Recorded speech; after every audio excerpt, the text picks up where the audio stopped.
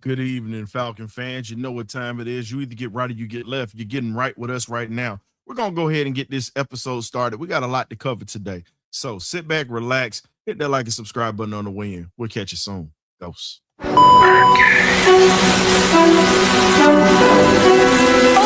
y'all, this is it.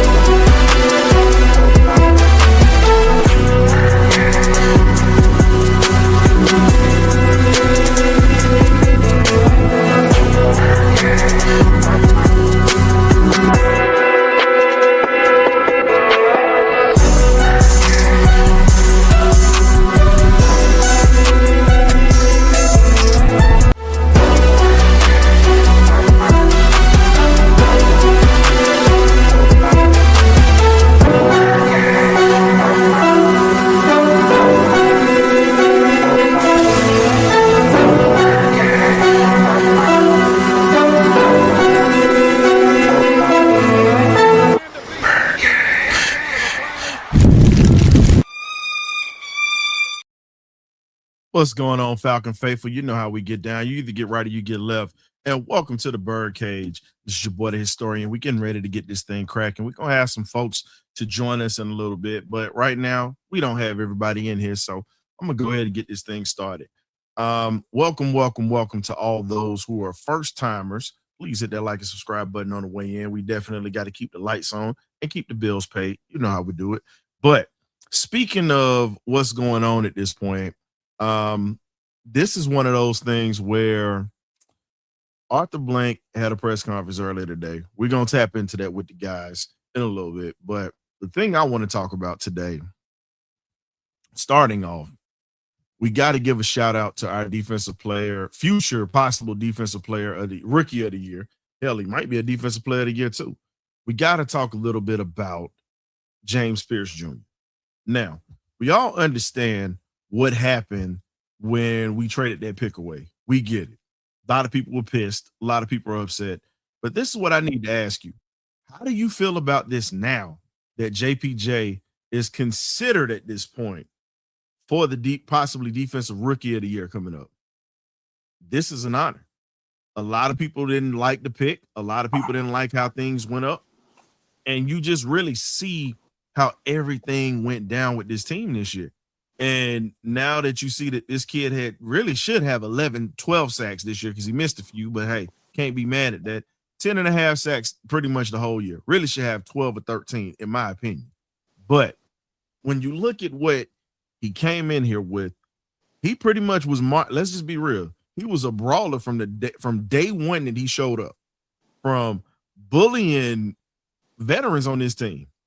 Just remember this. He was bullying veterans when training camp started. He was fighting with veterans who have been here for a minute. He didn't show any respect.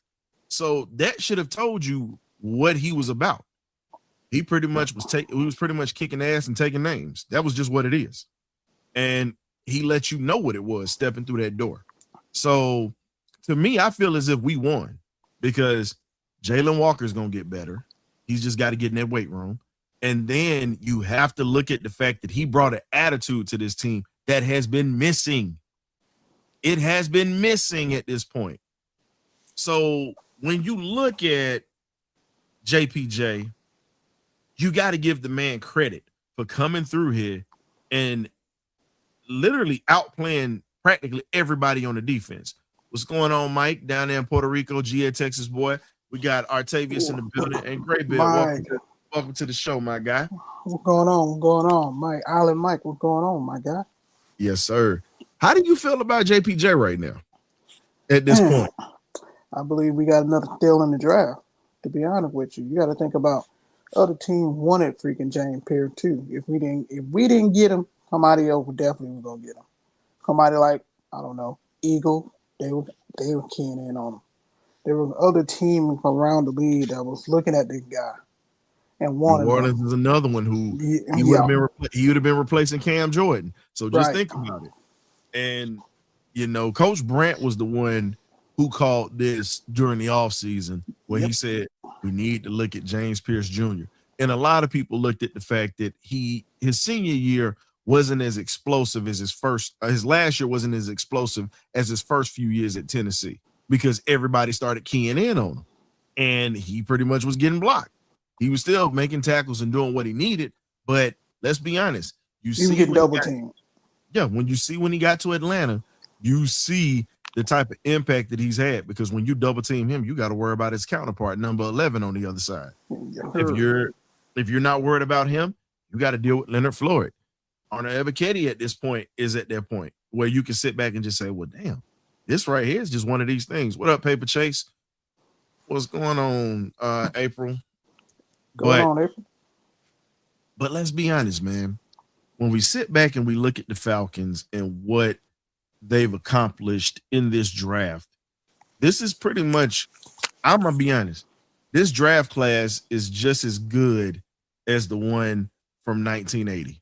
Because remember, that defense in 1980 that led us to the divisional round was all young players. You had a couple of vets, but there were a ton of young players on that defense.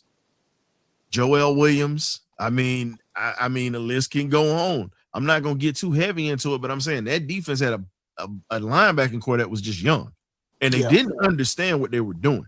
They were just running guys down and hustling. Raw talent. And when you look at it, you look at what's going on with this team right now. And he brings a toughness and a demeanor to this defense that hasn't been here since, let's be honest. It hasn't been a guy on this defense with that type of attitude since Jesse Tuggle. No disrespect to the guys that were great during that time, but it's a certain attitude that he brings to where he's got people that fear him already. And he ain't even crashed the surface yet. He only gonna get better. What up, Miss B? And with everything that you think about, now it's looking as if we won that trade. Yes, the Rams are gonna get a first round pick, but guess what? We have a pass rush. We got the defense. Right now, we just got to get this sputtering offense off the ground. That's going to be another topic that we talk about today. And at this point, I can't believe, and this is just me, I'm not going to believe anything this damn front office says. I just can't do it. No matter what is said, no matter what, I'm not believing it because think about it.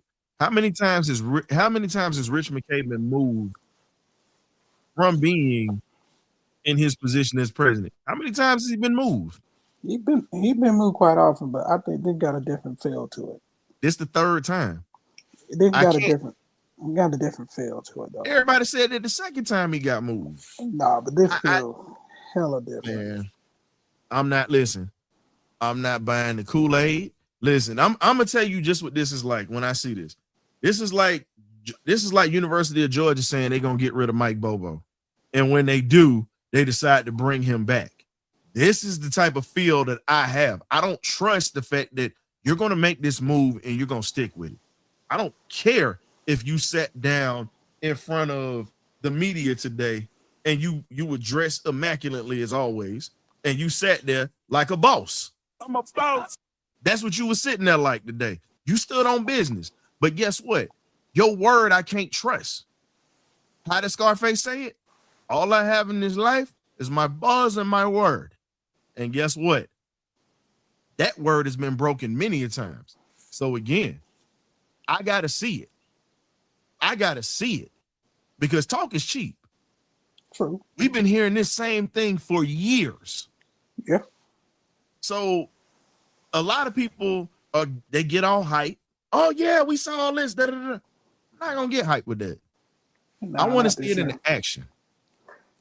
Here's why it's a little bit different.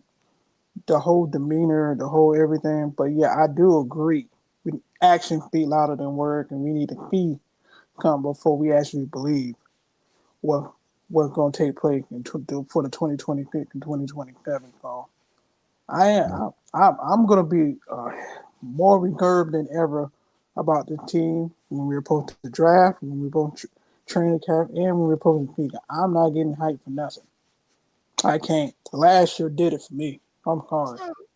So now, I got room on the bandwagon for that. It's not that we're not fans. It's the fact that we want to see results and not get our hopes tied into being disappointed consistently. That's the whole thing. I got called every name but a child of God because I said this. And now it's still a split. It's still a split between the fans because you have the ones that we all lived through this team for 20 plus years, some of us. Then you have some that came along during the winning side. And here's the thing. If you got spoiled during the winning side and you came in, God bless you. But for us that's been here for over 20 years that have seen the real ups and downs, it's nothing new to us. And everybody, you can't call. And my thing is, I'm never going to trash you because of your fandom or anybody that comes through the show. I'm never going to trash you about how you feel about it.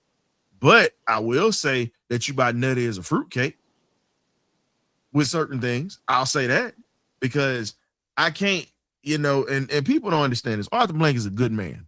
Good man. Take care of the community. And I'm not going to say nothing bad about the mob boss today because apparently he came in there. But the one thing I will say he did, Mark, did you notice Zeno was gagged today? Zeno didn't ask one question today. They did that on purpose. Questions were screamed. You do know that, right? Of course. Okay. I want to ask you something. You remember seeing somebody that was highly ranked in the military, and they had to go over your questions before you asked them and had your questions screened? That's pretty much what that felt like today, watching that press conference. And I was like, you can tell they're not asking the hard questions today. It felt like I was watching a freaking, almost like getting ready for a debate, for a presidential debate, the way the question was screened. Pretty much every last one from from D-led all the way. I forgot the other dude's name. No, I'm like, they're not really asking the questions that we want to ask. The only one that pretty much got his eyebrows a little bit was about the president of football when he can't. Whoa, you talking about Matt Ryan? He just went ahead and answered that completely. Yeah, of course he was going to answer that. But Dukes was. I'm just going to keep it a buck. Dukes was sitting there sweating like he owed a bookie some money today when he asked that question. He was afraid his legs was going to get broke. That's why I said Arthur Blank was sitting there like this, leaning like a mob boss. You saw Tigger in the back, and you pretty much saw his son on the front. He pretty much had a Vito Corleone. For my folks that don't know who he is, check out The Godfather. Awesome movie if you're into classic films. He was literally like Vito Corleone today. He controlled the whole room today. Just pretty much just like I'm a spouse. That's pretty much what he controlled it with today. What's up, Coach Cam? What's going on, brother? Happy belated birthday to you. Have to get that out there. Happy birthday, belated birthday to you. Appreciate you, sir. Now, what did you take away from the press conference? Because we're going to break some stuff down because there's some stuff in here that you just got to sit back and you just got to laugh about. And at this point, it's comical at this point. At this point, the press conference wasn't needed because honestly, we already knew what they were saying. We knew as fans, just the everyday casual fan, not anyone who's, deep into football or, follows the board or whatever. For us to sit here as just the everyday casual fan, we knew there was no expectation or a solidified vision for this football team because everyone was trying to do their own different thing. We all knew this. We all knew this coming in.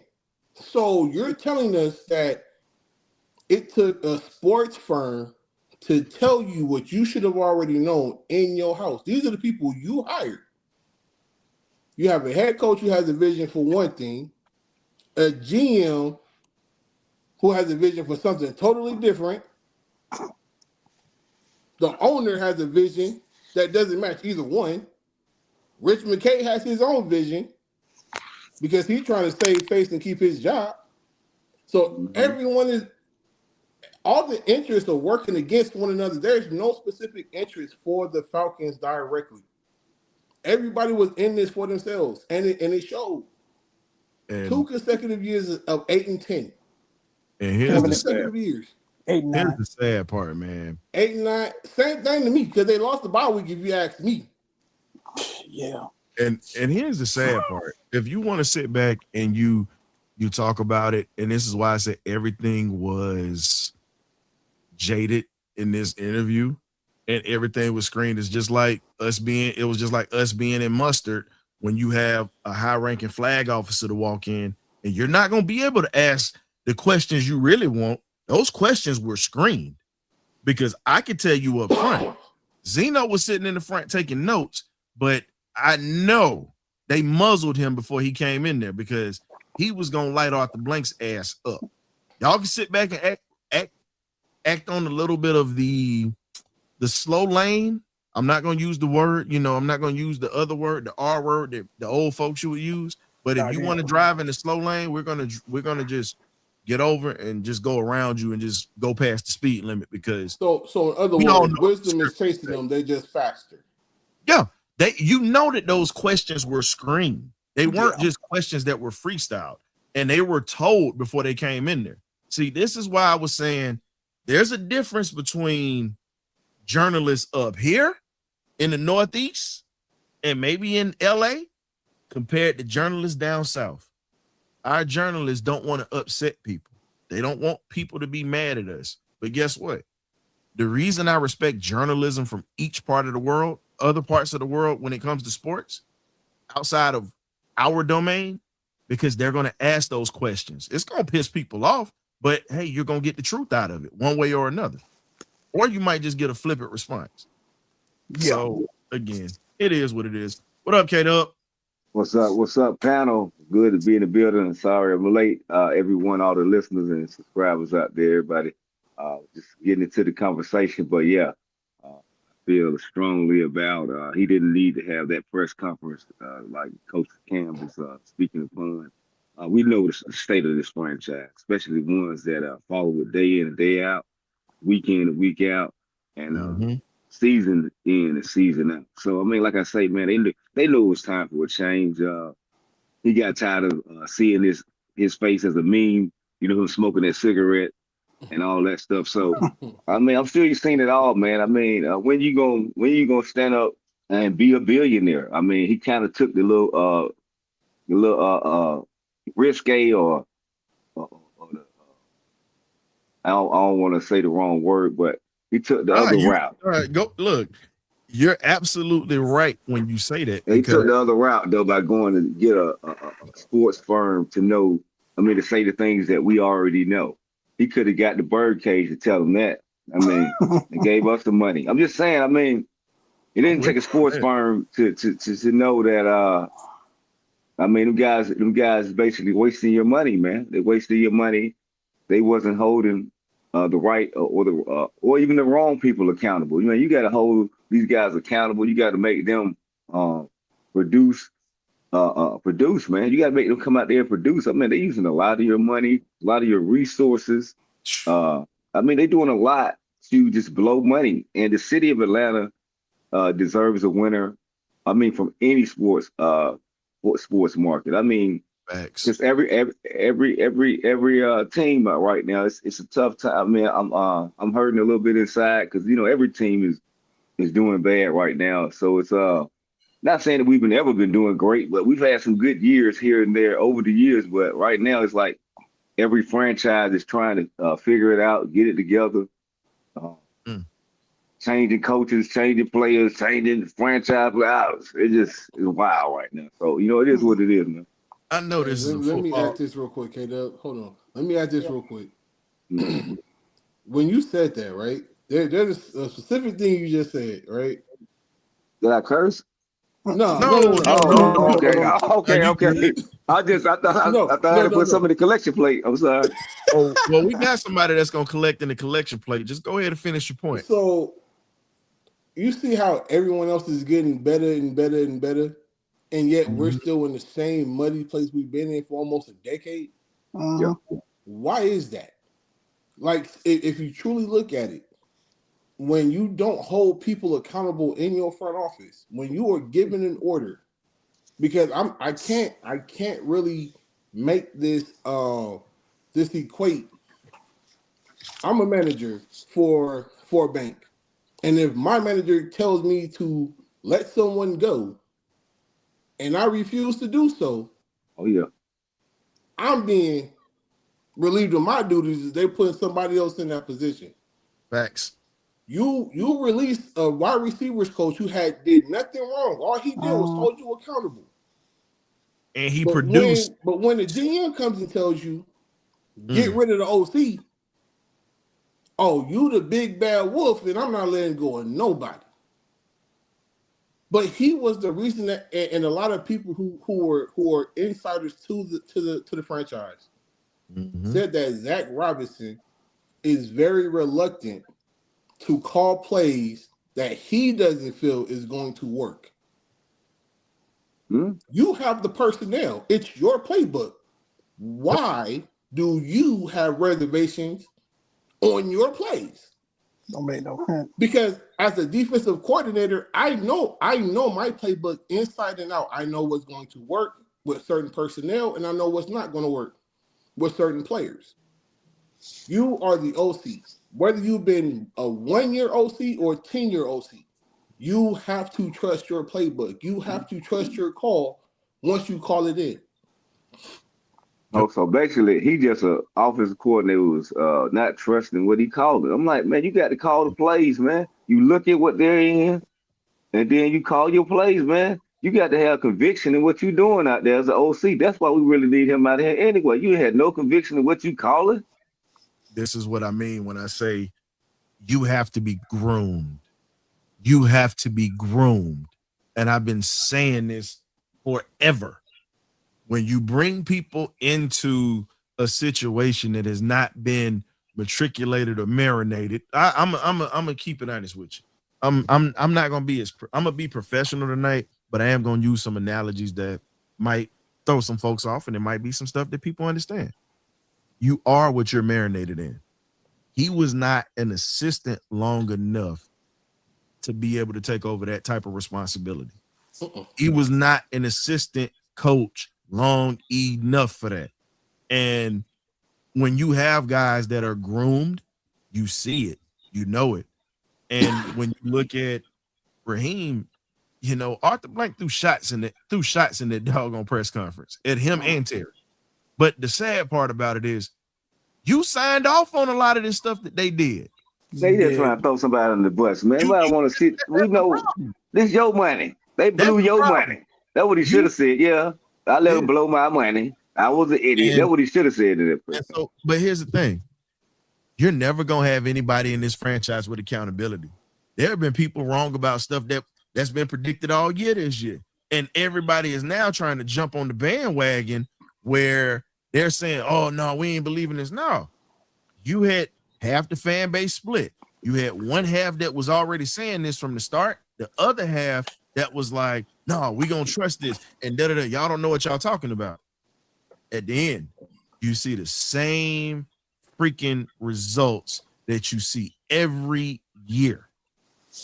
You got some good moments now. You get moments here and there, and that gives the fan base a little bit of happiness. But here's the thing: do you want temporary happiness, or do you want consistency that sustains long term?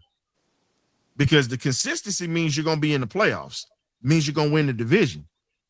But again, when you got sports firms in here running this, and you don't have true football heads in this building, this is what you're going to get. But speaking of people that run buildings or whatnot, we got the Cricket Deacon sliding up in here. He runs the collection plate. You know, it's time to close the door, as Donnie McClurkin would say. Close the door. Lock the doors. Don't let them out. Guess what? We passing the collection plate.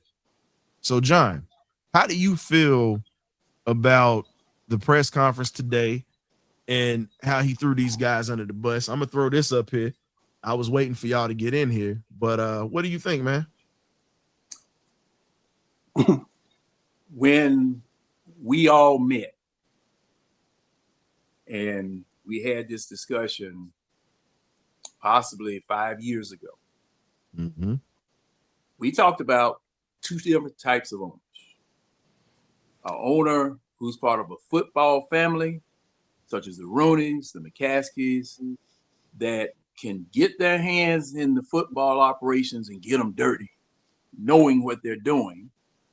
And you have owners that hire people to run the football operation while they treat it like a toy. Your Wellington Maras, your Jack Kent Cooks, your Daniel Snyders. Arthur Blank is of the latter category. He's been of the latter category. You called in a firm to do a forensic audit on your operations. Two of them. Yeah. Two of them. And he still got the firm for to try to tell him who to hire the GM and the head coach. Now, see, this is what I'm gonna lead you to. Oh boy. This firm, after conducting this audit, said that, and they didn't interview any of the assistants that were working for Raheem, if I understand correctly. They interviewed office folk. Yeah. Office folks say, we don't have a vision. We don't have a direction. We don't have this or whatever. So Arthur Blank says, all right, what we're going to do, we're going to make a grand poobah, president of football, not a president of football operations, just a president of football, a new title that, since we are so professional and so knowledgeable, we make up titles like, we know what the hell we damn do. Agreed. But didn't you have a president of football operations in Rich McKay, who's been staggering around here for 20 years, getting drunk in the closet? Joker can't leave a box of donuts on his desk because the jokers come steal all the doggone Krispy Kreme. That's all he's been doing around here. And this Joker stealing checks. John. What was that? What John, was that? you remember checks. John, you do remember? You remember who else was in the front office at the beginning when he was here? It was some folks from the Patriots. You had Scott Pelosi that was in this front office, and guess what? Scott knew what he was doing, and guess what? When they started trying to pull the rug from up under him and he left, that's when you saw everything just start to fall. And that's been the only one that knew what he was doing. And see this, and that's another point. That's another point. Facts. You had 7 general managers here at one time. This organization has been dysfunctional in the upper office for a long time. These people come in here, take this forensic audit and say, you need someone that's going to have a vision. You need someone that's going to say, and that everybody reports to. Well, wasn't McKay the person that you had your head coach and your general manager? They didn't talk to each other, didn't have to commiserate with each other, didn't have to, do anything with each other, but they all reported to Rich McKay. And you see what that did. Now, Matt Ryan, he a fine fella. He's a great guy. But you want him to be the grand poobah of football? And see, this is the thing about it. This is the thing about it. You have had people on the job training for the past 2 years. And I mean, I ain't talking about on the job training like as in already working for the company or whatever. These people have never done this job before. Quarterback coach trying to teach a quarterback, never done it before. Offensive coordinator who just designed his offense, and as you guys just were talking about, don't trust your own damn playbook. John, this is what else I threw out. I said, and remember this, when you had Scott Pioli in the building, to me, and I said this, he was the smartest man during that time because he was here during the times where we were getting to the playoffs and then we got to the Super Bowl. He was here. We've tried to get Scott Pioli on the show. I actually got some response from him. He said if he gets some time, he might come on. And he already said he don't mind talking. So I'm okay with that. I'm working on that. So y'all don't hold me to it just yet. I'm still working on it, Might be this summer, might be during the fall, but I'm gonna try to get him on here for y'all. But the thing that you have to understand about Pioli, folks don't realize that Pioli grew up under his father-in-law, Bill Parcells. The man went from the Giants to the Jets to the freaking Patriots. So he understood what a winning formula looked like. Remember, Dimitroff started off with Belichick in Cleveland when they were starting to build it right before they went to Baltimore. They helped build the bricks. He was pretty much an errand boy while Ozzie Newsome was helping with the draft. Pretty much what you're seeing, the bricks of what Baltimore is built like. Anybody that has been in that Baltimore system, even though Ozzie is retired, he still has an office in that building. Kind of like how Nick Saban has an office in Alabama still. He comes in from time to time. He gets some attention from them. So when you talk about bringing in people who understand football, okay, you bringing in Matt Ryan, former MVP. Some fans like him, some fans hate him. It is what it is. But I commend you on bringing somebody in here like that. But here's what I'm going to say. The next head coach is going to want to bring in his own staff. You're suggesting that he's going to keep Ulbrich. That's the reason why they rejected the Cowboys. I hope that we get a coach that actually will keep Ulbrich here and build on that. And if you do decide to do it, here's another person you need to give a call. You either need to call Roddy White or you need to call Terrence Mathis to be your wide receiver coach at this point. Unfortunately, Coach Mathis was let go by Morehouse College, but guess what? He helps pro athletes when it comes to learning how to catch passes, learning how to get things there, and he holds guys accountable. You want to bring guys in here that hold folks accountable, as John was saying. But until you have an owner that can say, you know what, I messed up. I messed up with certain draft picks. I messed up with this. Guess what?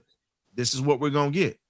Accountability and self-reflection are the tools that champions use. But here's my question to that, though, right? We all know that Matt Ryan has always been a company man since he came into the league. He's always been a company man. Oh, yeah. So how are you going to start accountability with a man who never held the franchise accountable when he played? So you're telling me a man who never held his head coach accountable, who never held his OC accountable in the Super Bowl, he didn't even hold himself accountable because he knew if I nailed the ball 3 times, I'm still in close enough range for us to kick a field goal and win the Super Bowl.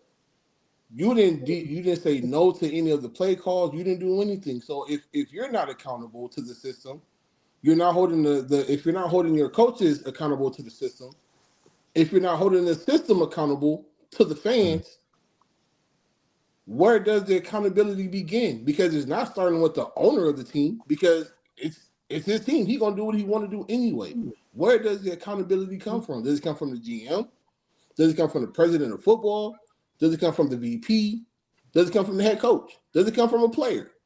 There is zero accountability in this franchise whatsoever. And until we find someone that will be that person, it's going to be the same song and dance year in and year out. They're going to give us this big, wild presentation of this is what we're doing for you guys, and we're going to give it our all, only to quit on this halfway through. Well, to answer your question though about who is the person that hold people accountable, it's the person in charge that hold people accountable. But before you do that, you got to hold yourself accountable first. But who's accountable when it's a collaborative effort? There's no leader. There's no one in charge. Man, you know what? There's no hierarchy. Hey, yeah, coach. But that's coach. Like too many chiefs and not enough Indians. You're making coach, too much sense, you know what? You know what? I'm gonna tell you something, coach. These Atlanta franchises have made me so sick of the word collaborative. Ooh.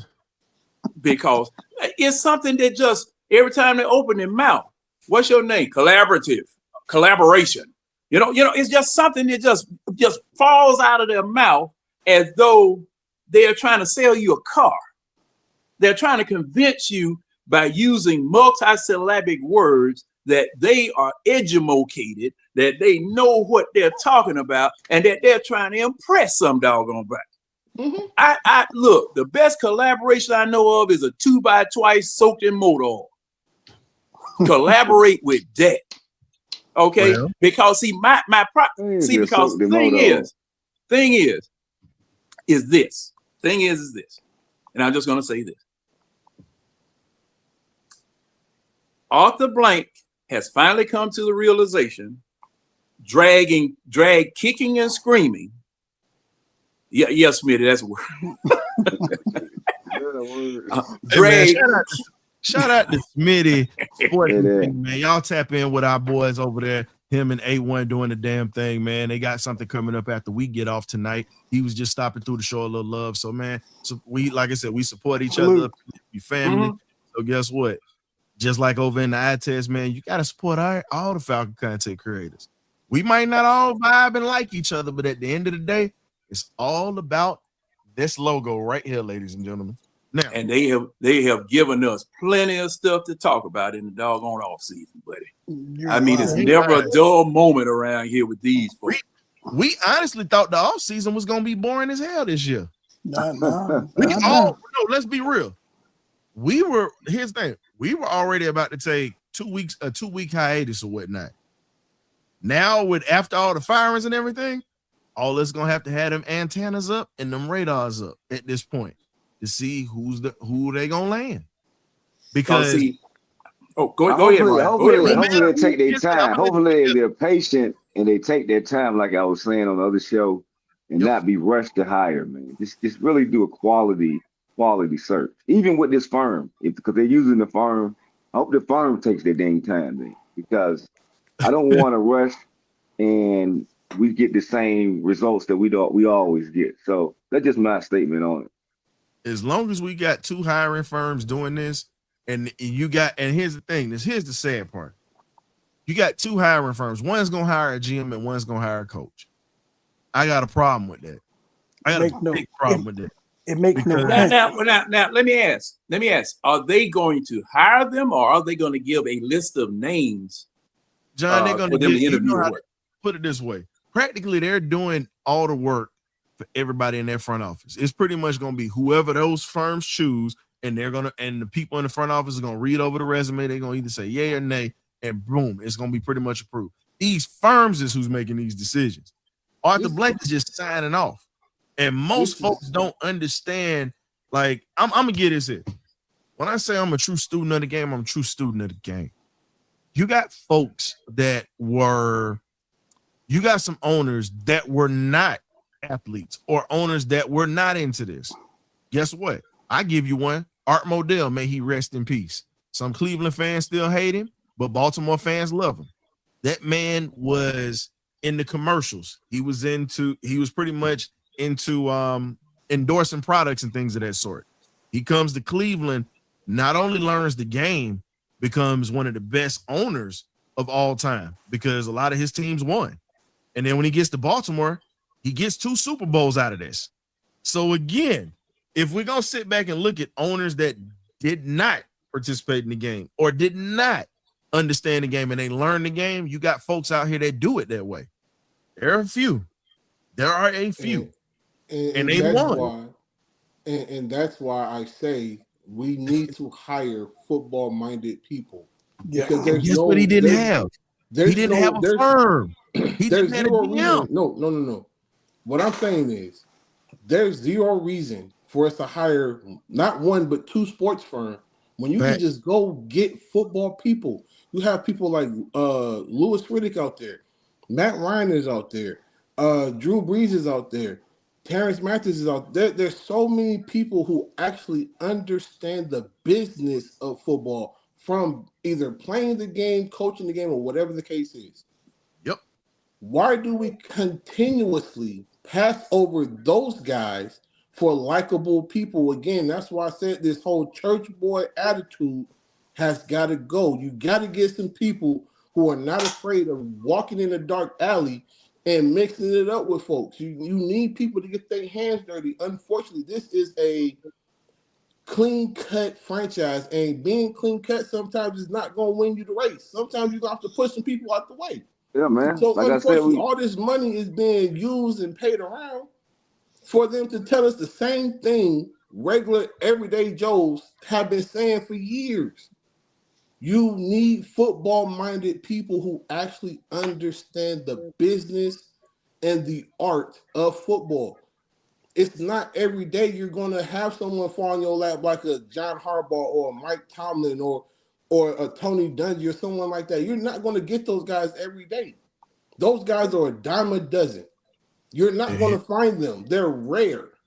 But Cam, but here's the other thing you got to look at. You got a coach that's going to walk into this situation.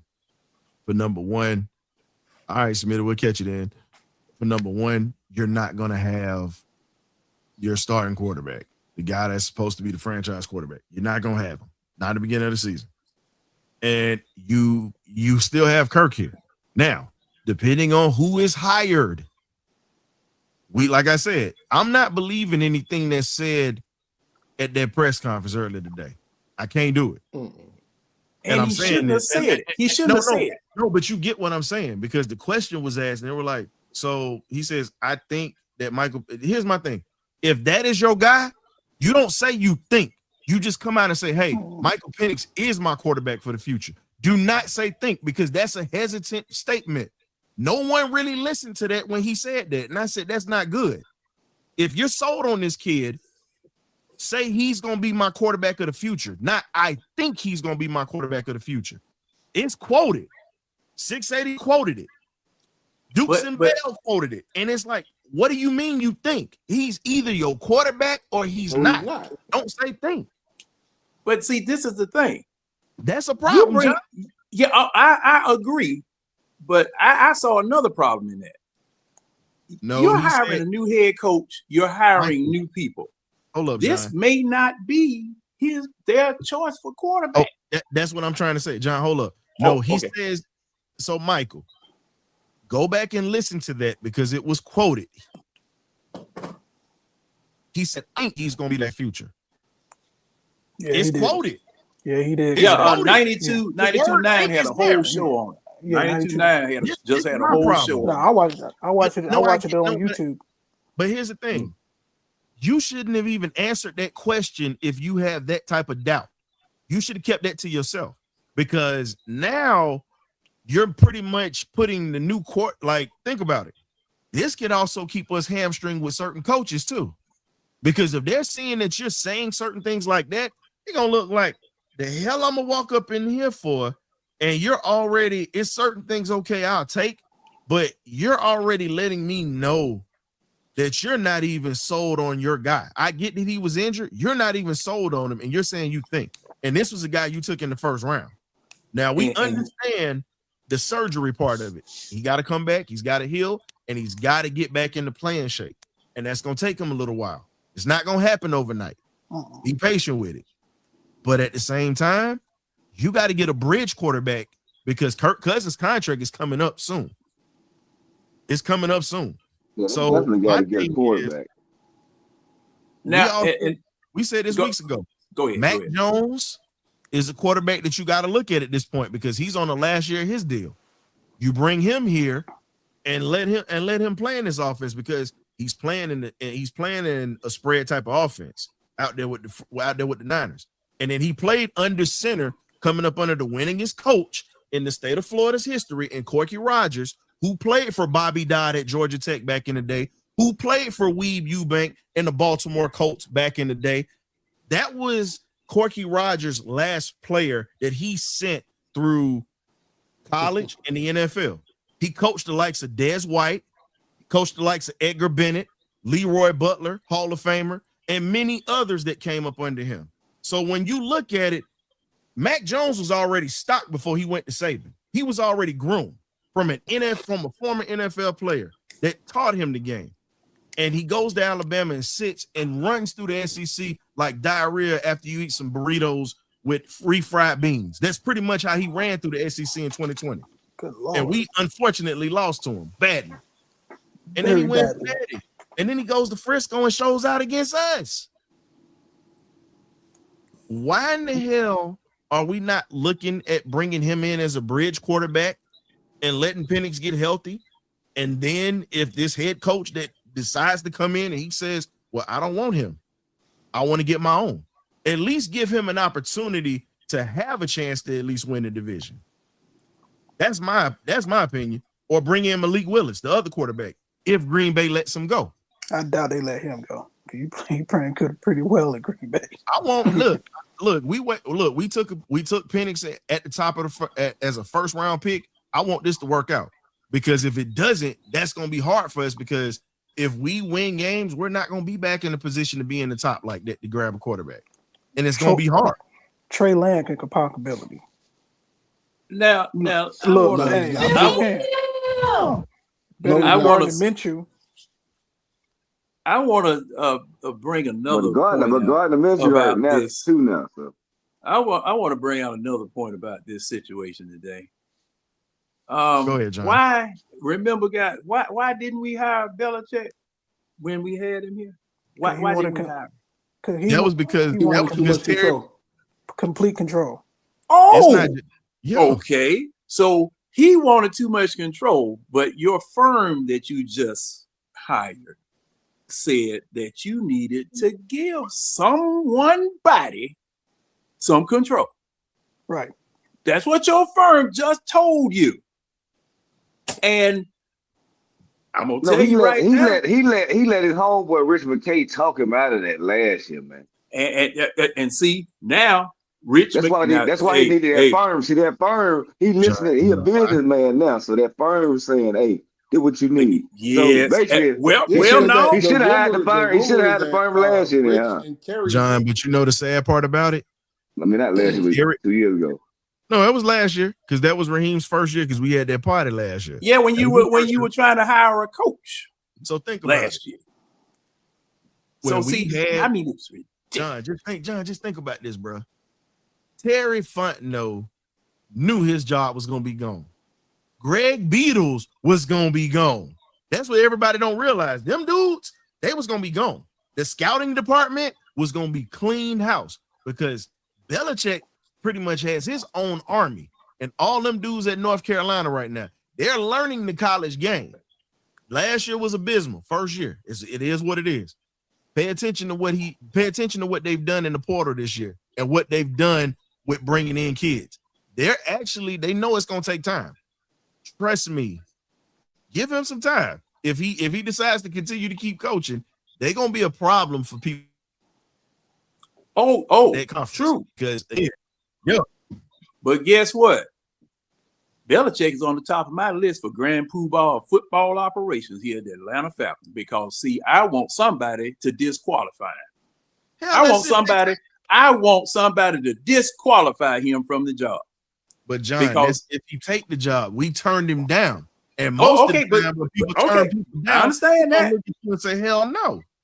I understand that. But see, thing is that this firm that came in and did this audit verified him.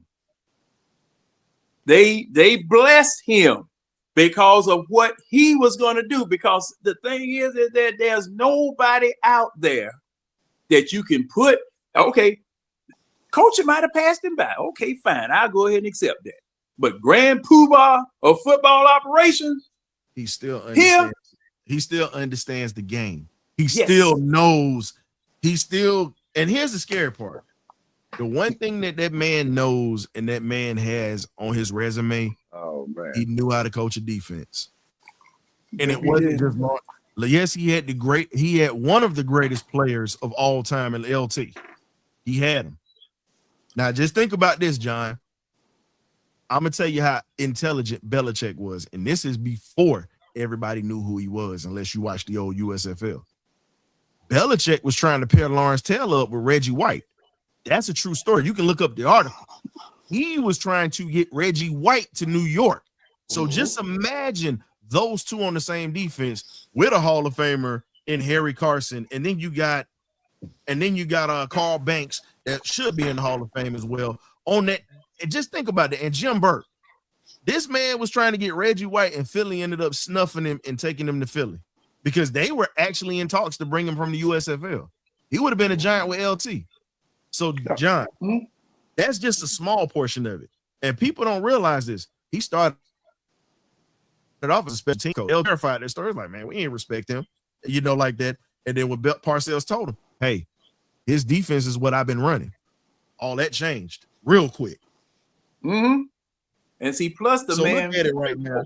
No, when you look at it right now, when are we going to start bringing some people in here that's got, like you say, high IQ? When are you going to start doing that? No, but they won't. This is the time. This is the time. I mean, if there wasn't a better time, this is the time because of the fact that, okay, you can't hire no more Job Corps people. No more Job Corps. Job Corps. Okay. Hey, no, man. that summer Job Corps so damn long.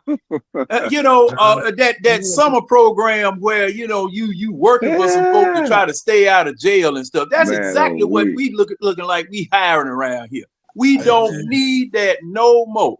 And the thing is about Bill Parcells was they said de facto GM up there in New England. Bill Parcells was going and getting his own groceries. Facts. He knows football people.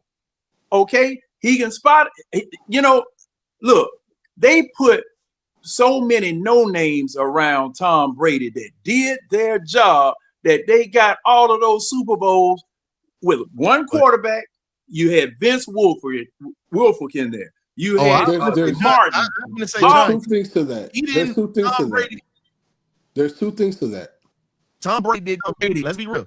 The first 3 Super Bowls, that defense was the main reason in that running game. Tom Brady was still learning the game, and a lot of people don't understand it. He was making plays, and he was still a killer. Corey Dillon he was learning how to become a killer at that point. He was going through, like you say, he was going through basic training, and they all said the person that pissed him off the most is on NBC Sunday Night Football, man by the name of Rodney Harrison. Oh yeah. When they got Rodney from San Diego, he was coming in there taking cheap shots at Brady, was talking trash to him, was literally getting Brady flustered. So we have Harrison to thank for that. Guess what? We got our own Rodney Harrison with JPJ, a guy that's got that type of attitude. We need to draft about 2 more JPJ. But there's I'm telling you who I want. We need a D tackle at this point. If he falls to the second round, we better go get Tim Keenan out of Alabama. 6'3", 330 pounds. The man is a late first round. John would say, the man is a plug. And then on top of that, John, he's agile as a big man. What school he can move. Alabama. That's that he got fleet feet. He got fleet feet. That's that deep 300-pound D tackle that's been killing us since he's been on campus. He had the tightrope surgery and came back and was still dominant. Period. Hopefully he's still on the board when we draft. He should be a second rounder because that injury kind of dropped him, and then them getting blown out by Indiana kind of helped. So even though he still made plays in that game. But you know how the combine do. But John, there's 2 things to answer your point, right? There was 2 things that made them so great, right? There was a hierarchy. There was a head man there. Everyone knew who that person was. Unfortunately, Atlanta refuses, for whatever reason, to follow this same mantra that has produced successful franchises. There has to be one voice in the room. You can't have this voice here, that voice there, that voice, and so on and so forth. So unfortunately, Arthur Blank is going to have to honestly sit out, bring someone who actually knows football and let him conduct a 5-sheet roster of 5 people you feel fit the DNA of this team. Because again, we have no identity. We think we're a passing team. We think we're a running team. We think we're a blitzing team. We have no idea who we are. Because Yeah, we on do. one day, we'll No, we throw got the an ball identity, Cam. 50 No, we times. got an identity. You What's know what that? the identity is, sir? Being Failure. consistently inconsistent. Exactly. That is the identity. The inconsistent football team. Let's just be real. That's who we I are. hate it. I mean, look, I'm still gonna love this team, but I'm damn sure gonna tell the truth about it because, again, we run the football well. We pissed away one of the best seasons for a Falcon running back, really, since Jam and William Andrews with Bijan Robinson. You piss away a defense having 57 sacks in the season this year. And takeaways. We led the league in takeaways this year. So again, when you look at what happened, we don't have an identity because of the fact that we had Gregory Hines tap dancing as a damn coach. That was what we had. Not Gregory Hines. And It's just what it is. all we needed was a piece of an offense. Just a And it's piece of an offense. And here's the sad I'm part. just And a piece of some depth. yeah. We'll get some of these injuries. A piece of something. I'm not even gonna speak on that because I've been saying this for 5 years.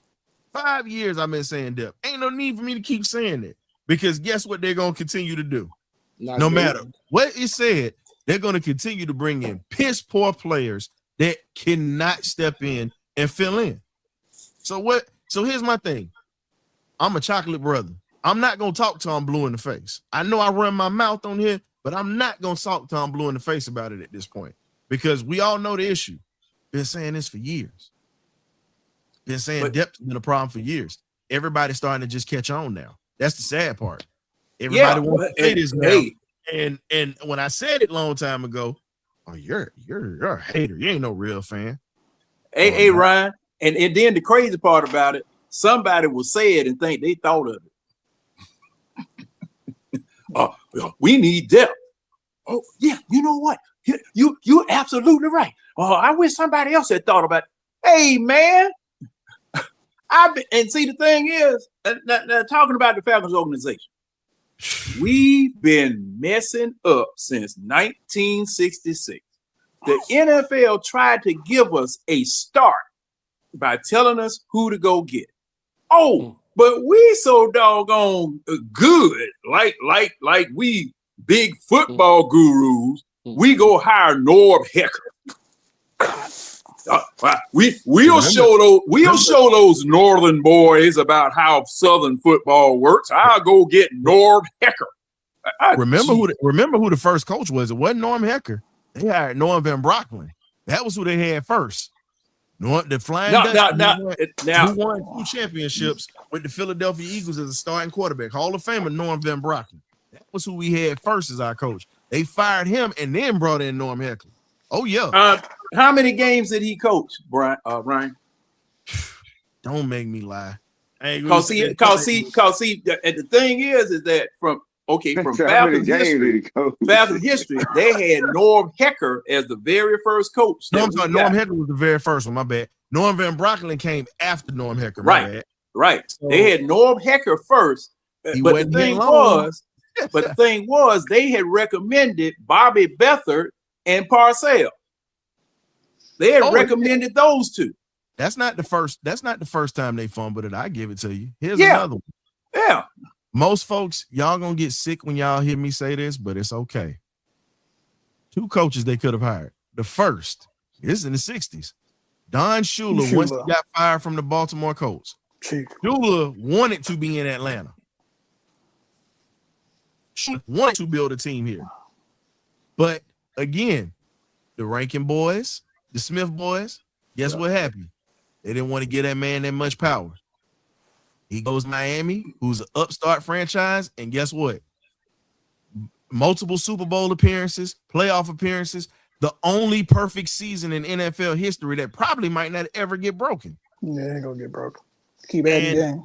And multiple Hall of Famers that man coached. We've had 2 of them on this show. Larry Little and Dwight Stevens. Think hearing about a pattern. it. That's not it. They also passed on Bill Walsh. Am I lying, John? Nope. They listened to Paul. This is the story to that.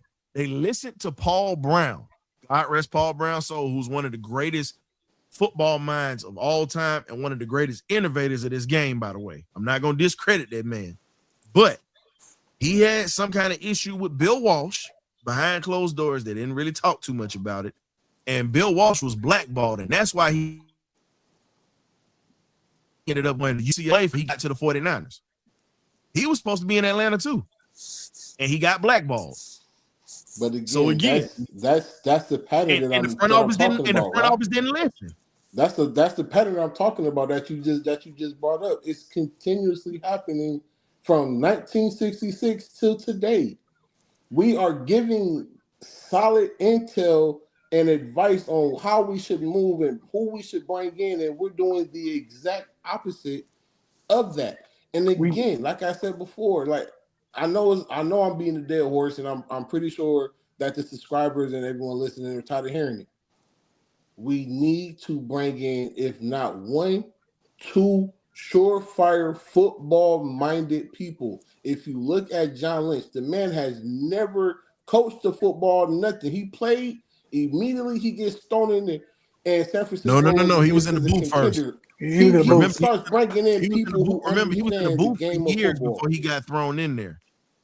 Yeah, he was in the booth with Daryl Johnson. He was in the booth first with Fox for years before he got thrown in there. Yeah, it was him and Daryl Johnson in the booth.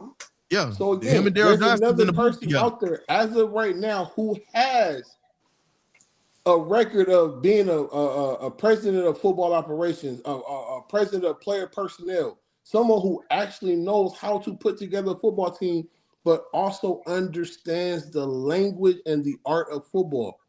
Louis Riddick is sitting there waiting. And for whatever reason, Atlanta keeps sidestepping this man like he got the plague or something. Can I go get Daryl Johnson? Is he on the interview list? Is he on the interview list? Do you all know? No, he's not on the interview list. No.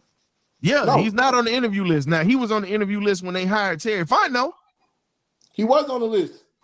We interviewed him once. And that was when we hired Terry Fontenot, and we took Terry over Lewis, because guess what was gonna happen if Lewis walked up in here?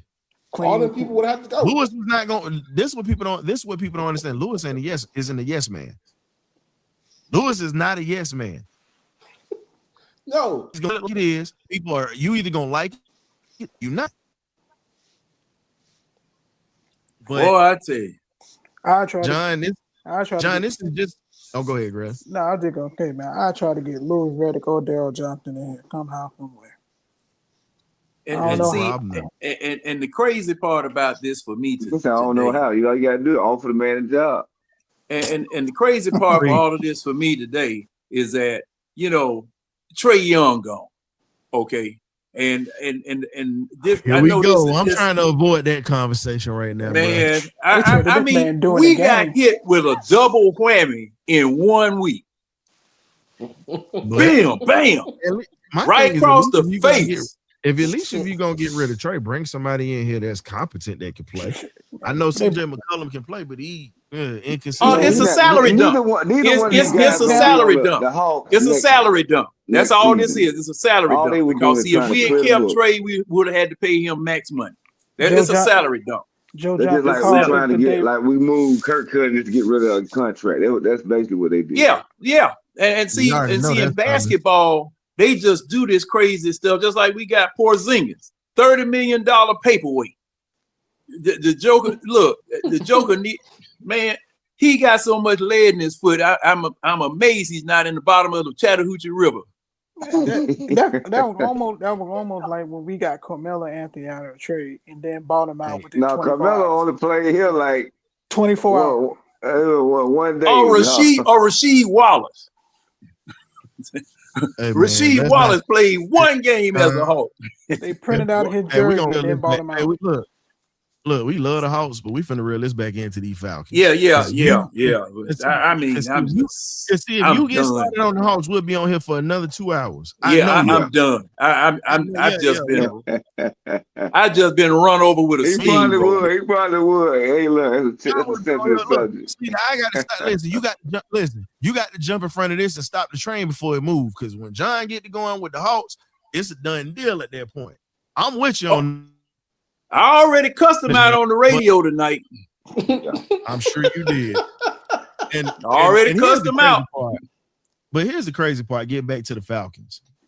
Now, when you bring a coach here, if you want a good coach or a competent coach at this point, you cannot hamstring this man and keep stuff here that's not winning. You can't do that. You got to get control. You can't do that. You got to let whatever the new coach is, you got to let him do his thing. Because what you're going to do is you're going to hamstring him. He didn't bring in here. And if you don't get the results you want, you're going to fire him too. And we're going to be right back in square one. A lot of people don't want to hear this, but look, it's going to be some players that's going to probably get traded from here. Yeah. Just going to be real. It's going to be some players that we all like that might get traded up out of here. Because They aren't the new coach's guy. That's what people don't realize. They're not his guy. Ebiketie, those not his guys. You got to realize if you bring a new coach in here, he's going to want to bring in his system because he's going to tell you, if I'm going to lose my damn job, my house, my mortgage and all this, I'm going to bring in what I want to bring in. I'm not going to lose off of the last guy. You wouldn't have me here and have me in this job if the last guy would have won what was here. All I know is Felipe Frank better not be on this damn roster. Oh no, he got to go too. Felipe said, "What I do to you, go ahead, Felipe." And now I'm not sure. Now, okay, me, this is my preference. This is my preference, and you know I've stated it many times before, and I'm not going to change. Go ahead. I hope I have a coach that comes in and builds a real offensive line. Okay, this sliding to the left and sliding to the right. With the D-line, I ain't mad with that. And I like the D-line, but I'm just saying bolster it better. No, I'm with No. See, these people that we have here, I don't know how PFF grades offensive lines because see, I've seen they give Jake Matthews high grade. But that Joker is a Martyr Station turnstile.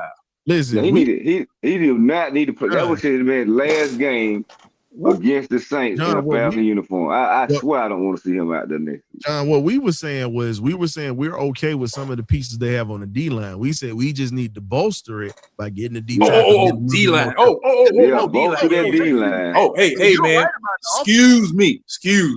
You definitely can't bolster this offensive line. You can't do it. I have no complaints about it. And you jumped on it. I'm fine. Look, I'm fine with you jumping on that because this is what we need. We need better pass protection. But everybody don't want to hear that. Well, they're graded this way. They're graded. The human eye and the eye in the sky don't lie. No matter what the grades are, if a guy getting his ass whooped up front, your quarterback is getting touched. Your running back is having to bounce to the outside a little too much. Think about it, fellas. If we had a strong, consistent line, they want to play. But if the line was consistent enough, Penix doesn't go down. Bijan actually doesn't have to keep cutting to the outside and having to make people miss in the backfield all the time. Everybody's like, oh, Bijan is so great. Bijan trying to survive because he's not trying to get his jockstrap knocked loose. Y'all can say he's a talent, yes, but the stuff he does in that backfield is to survive. He's supposed to at least get to the second level with the line that we're supposed to have blocking. He's at least supposed to get to the linebackers or the guy that's supposed to step down in the box is the nickelback or the safety. Untouched. Not supposed to get touched like that. And that's why But John, but I know you've had this argument with guys on your show because I watched you argue with them about this offensive line, and they want to say, "Oh, well, they're graded this way." Don't matter. See, Don't yeah, matter. I don't see. I just, I asked Pro Football Focus or whoever these people are with these grades and stuff like this.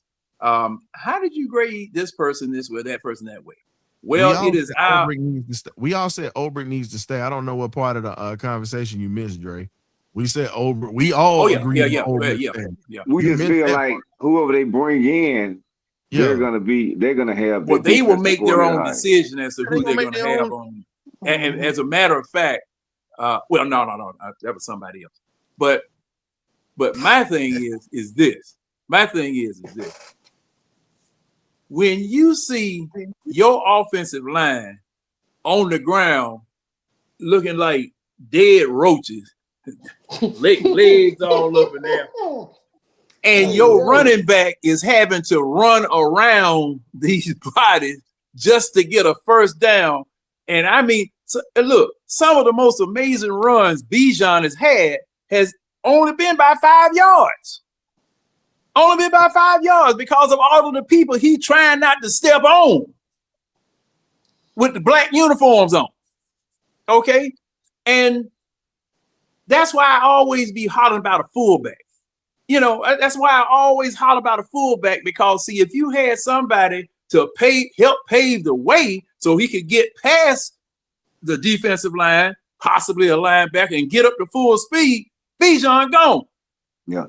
Bijan is gone. But it's only him that's saving, like you said, Ryan, it's him only saving him from himself.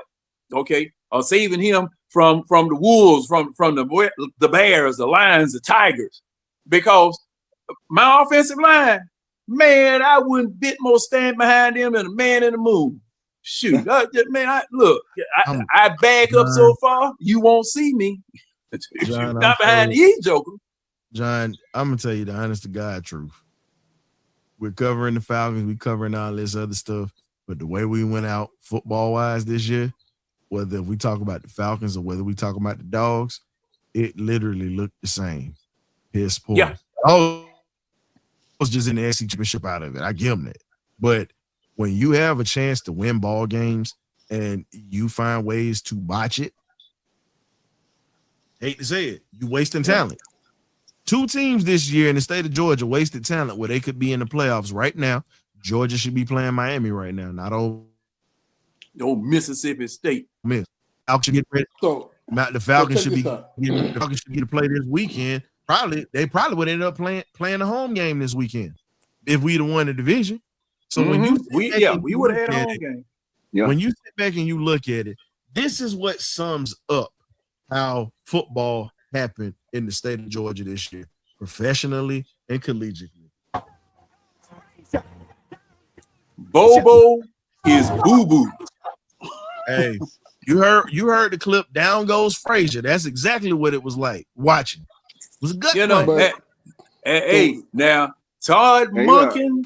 I like Todd Monken, but Bobo didn't call that bad of a game, but I feel like the defense let us down, man. It gave up them big plays at the end, man. The defense let us down. However, in that 5-yard line or whatnot, when you got a we gotta get a chance, 5 yards. wouldn't he? You've been ball all year, and at that point, Gunner was running that.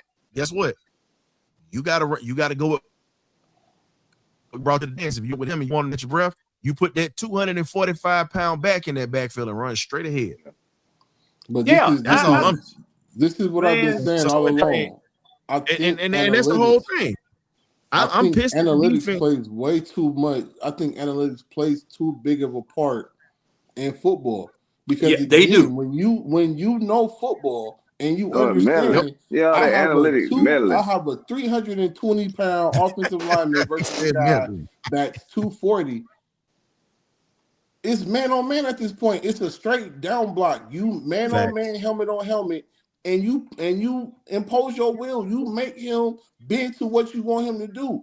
And Georgia again, Atlanta, the Falcons, the Bulldogs, whoever you want to talk to, they rely way too much on analytics. Can we please go back to playing football and using our eyes and understanding what's in front of us. Like it's way too much. No, this is the computer problem. pushing and not actually analyzing what's being on the field and actually doing something about it.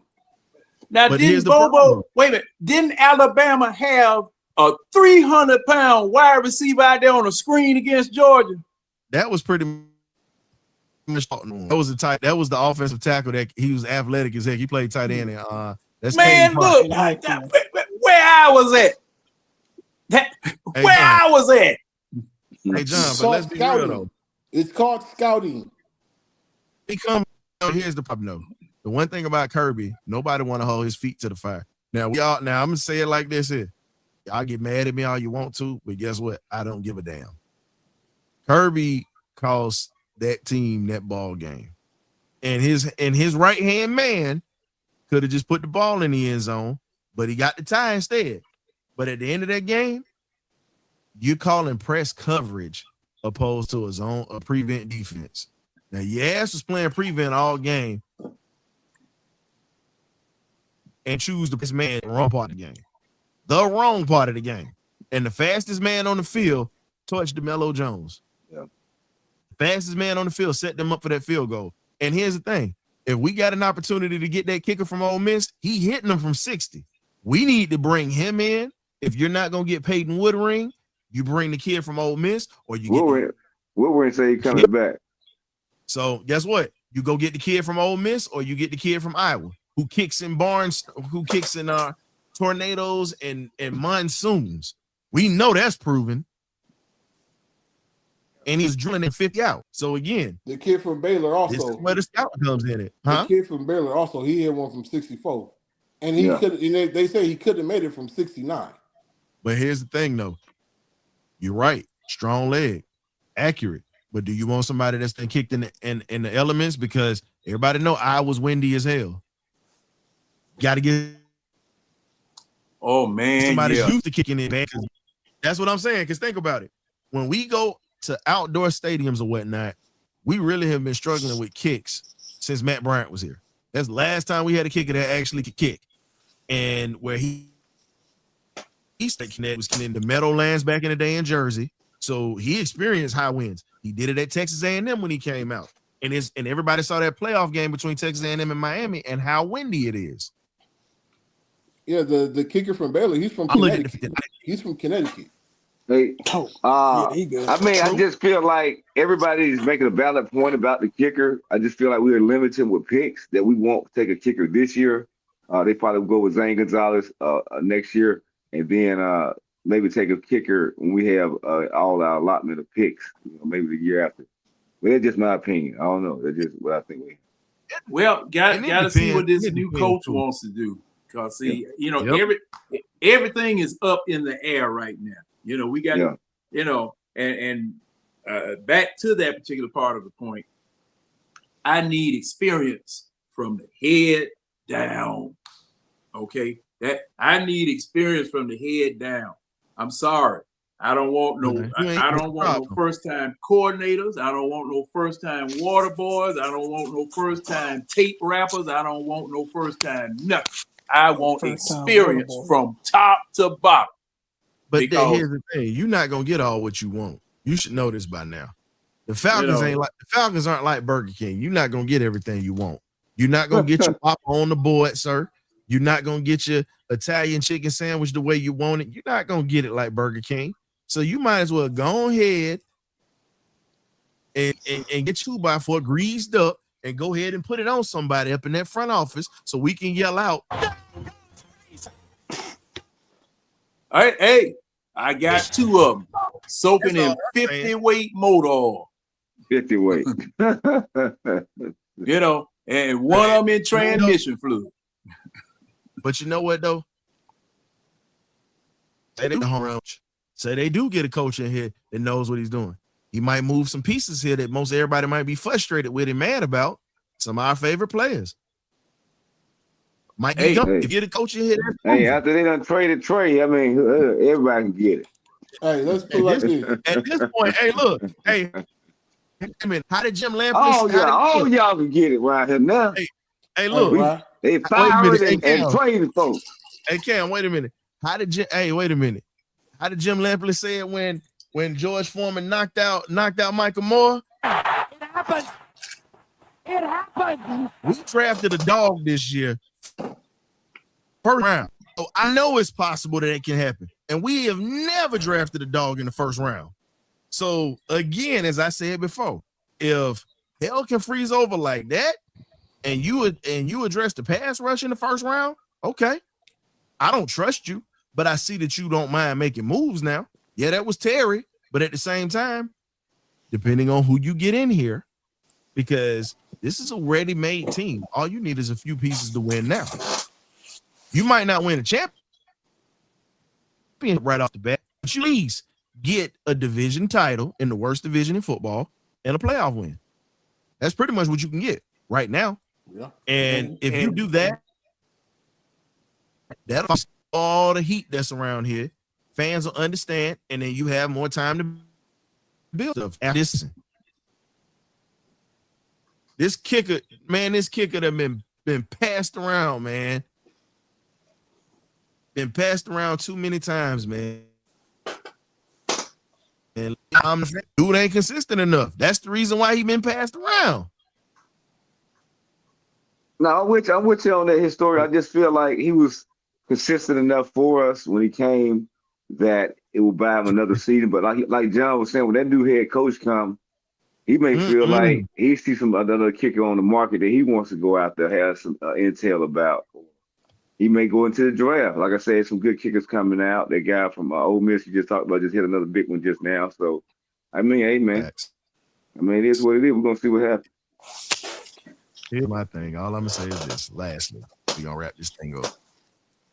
We need to get a coach in here that's not afraid to go against the grain. Exactly. We got to get somebody in here that's not afraid to get in Arthur Blank's face and say, okay, you brought me here. If you want to fire, go ahead. But I'm doing this my way. I'm not going to sit here and kiss their ass, and I'm not coddling them. It's either we going to get it right or not at all. No more company, man. I don't turn to all these yes men. No. If you get a real football coach in here, that's what it's going to be. I'm not going through all these people to get to you. You know, a lot of people, look, the game passed Al Davis by, but he still knew how to evaluate great talent. The only wasted pick I saw was Darius Haywood-Bay. That's the only thing I said was wasted. But if you look at it, his teams might have struggled, but the man was still pulling in top-tier talent. Think about it, fellas. He was still pulling in top-tier talent up to his dying day. So, again, he understood X's and O's, but some of the stuff that he started to do hurt the image a little bit of the Raiders.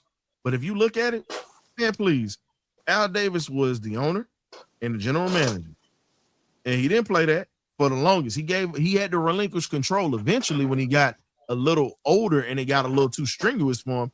But look at all the teams that he put together, and look at the consistent winning they had when they didn't have that many hands in the pot. Yeah, and he used to say, he the crazy part about old Al Davis, the opposing team be out there warming up, and he'll walk by.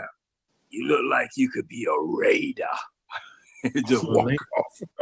Well, remember Lincoln. So remember, John, when we did a show and Lincoln Kennedy was on here right now. I mean, Lincoln Kennedy said it like this. He said, "Yeah, I was drafted by the Falcons, but I was a Raider." He said it like that. So he let y'all know how disgusted he was with the organization. He just said it without saying it. Oh yeah. Because again, he was pissed. He was happy to leave. He was very happy to leave. And he was pissed at how everything went down.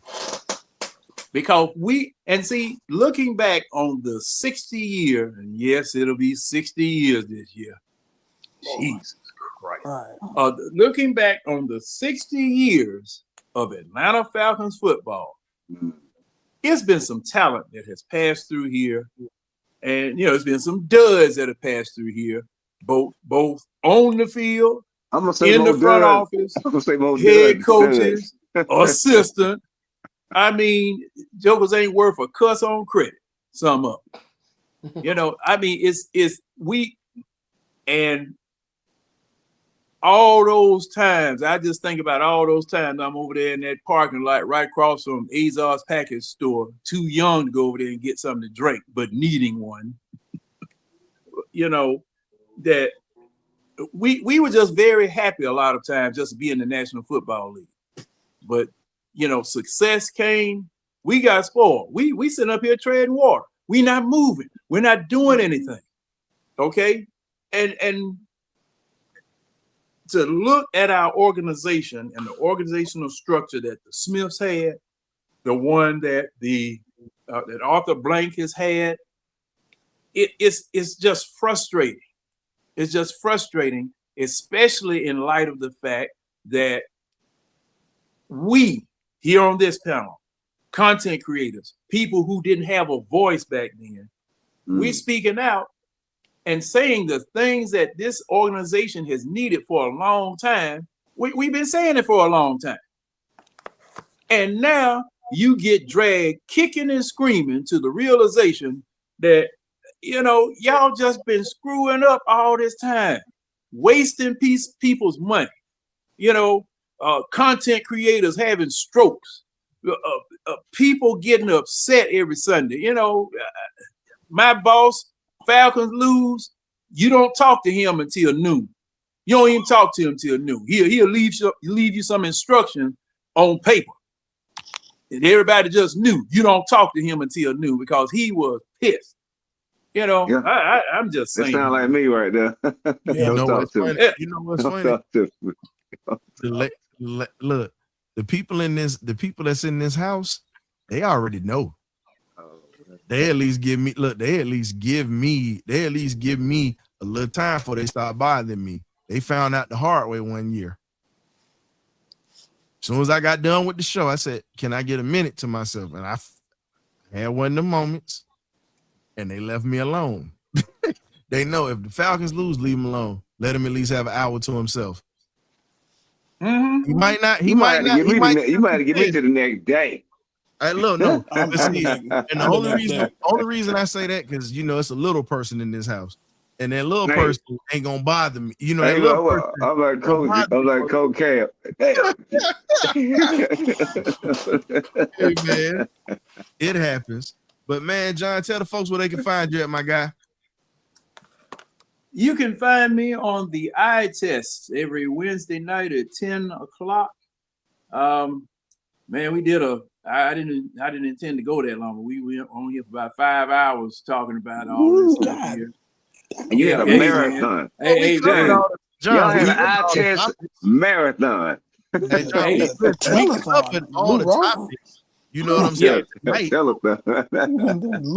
Well, see, the thing is, our show is designed for those folk who work in Waffle House third shift, driving the buses, the taxis, the night people who keeping everybody straight and getting things ready for folk who work in the morning. So, you know, we'll get on there, we'll fuss, we'll holler and cuss or whatever. But thing is, at the end of the show, we straight. Everything's great. No. I mean, y'all picked a good slot. Because I don't think you guys on. Oh, it's an underserved slot now. It's an underserved slot. That's what I'm saying. I mean, I feel like it's a great slot because you know it's not a lot of competition in that slot, late night slot. But I mean, I like that, man. I just be having to get up so early. I can't get on there and check y'all. No, man. Hey, man. You know, I understand, but you know, like Ryan knows, us post office folk. I done clocked in on every 0:00 and 30 around the clock twice, all 24 hours, you know. So I done worked every shift the post office had. Hey, well, when you had that ship of a car back in the day, that big body Lincoln, you had to keep gas in it. So but it was 20 cents a gallon, though. It wasn't no problem. John had to keep that boat filled up with gas. John had to keep his platform shoes. And we going back in the John days where he had that fro back in the day. That old picture. I had to keep them fish fed in that beret on there. Yeah, right there, just tilted to the left. He had the fish in the shoes. Fly guy. I had to keep that fish fed in that heel, man. Hey man, hey John, man, we appreciate you coming through as always, my brother. We all right, man. Appreciate it. Thank you for having me. Yeah, hey, gentlemen, Start of the new year, make it your year. Yes, 26 is in. We had John from the Eye Test. And fellas, appreciate y'all for coming through. As always, K-Dub, Coach Cam, and Graybeard. Appreciate you. Also, everybody that's in the chat, thank y'all for coming through. We appreciate you guys for tuning in with us tonight. We got through a lot of the topics and whatnot. It's a few things that we're going to save for the off season, but we'll talk a little bit about the season wrap up and what we're looking for when it comes to the new head coach. We got a whole off season for that, and we're going to possibly have some interviews for you. So again, on the way out, please hit that like and subscribe button. We definitely want you guys to enjoy what we're putting out. And also, we're starting a whole new year. Let's go ahead and get this new attitude and this swagger back, baby. It's the Birdcage, man. We out. Ghost.